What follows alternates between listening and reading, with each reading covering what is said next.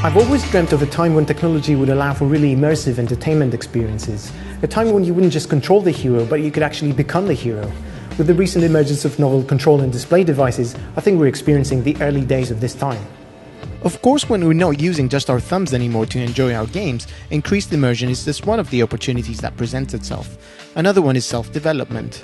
Self-development through entertainment is not an entirely new concept. By now, most of us have probably had a go at some sort of fitness game or a dance game, and these are great fun, they're great experiences, but I think as game developers, there's definitely a lot more we could be doing in this field to both innovate more and entertain more.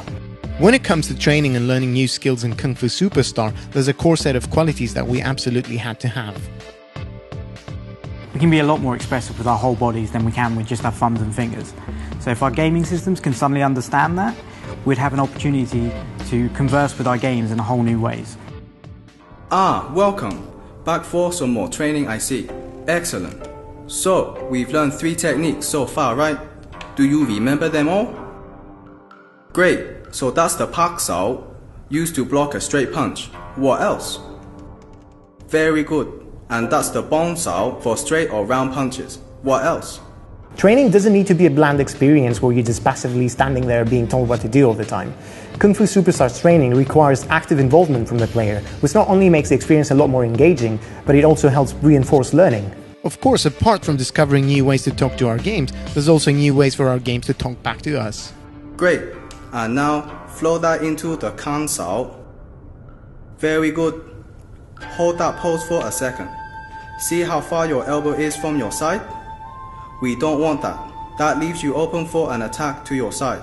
Can you lower your elbow for me?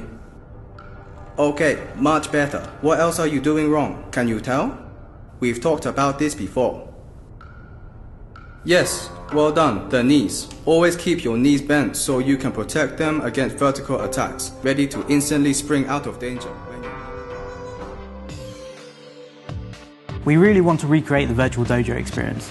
Having a teacher who can really see what you're doing and who you can have a conversation with is a real big part of that. Of course, the other big part of that is he'll be teaching you real martial arts. However, blocking a high back fist with a Tan Sao leaves you open for a low uppercut. Today I will teach you how to defend yourself against such an attack using a technique called Kan Sao. First, assume your basic Wu Sao position and perform a Tan Sao. Acquiring skills of real life value while being entertained is obviously pretty cool, but another reason why we chose to be so authentic and respectful to the subject matter of martial arts is actually improved gameplay.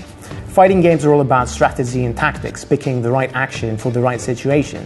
In traditional fighting games, this means pulling off the right button combination at the right time.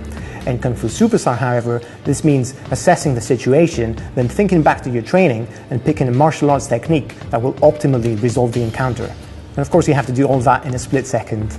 As an example, let's say I'm surrounded by 2 enemies who both attack at the same time. I could stay in the danger zone and use 2 simple techniques to dispose of them. Alternatively, I could leverage my training and try to think back to a technique that would be more effective in a situation like this. In this case, I could perform a technique that moves me outside the danger zone and use the 2 attackers on each other. This grants me a higher score too. Due to the repetitive nature of most self-development games, they can get old pretty fast. Once you go through the limited set of activities and minigames they usually provide, there's not much of an incentive to keep on playing. There's no anticipation that leaves you wondering what's going to happen next. In Kung Fu Superstar, we made the conscious decision to make training a core part of the experience, so Danny's story will take place as much in the dojo as it will on set. You know how you're on the treadmill burning away those calories and maybe you're watching your favorite TV show to keep yourself entertained? What if it was the other way around? What if it was the act of watching your favorite show, or rather participating in it, that's somehow helping you get fitter? That's kind of the approach we're taking towards this whole story-driven personal development concept in Kung Fu Superstar.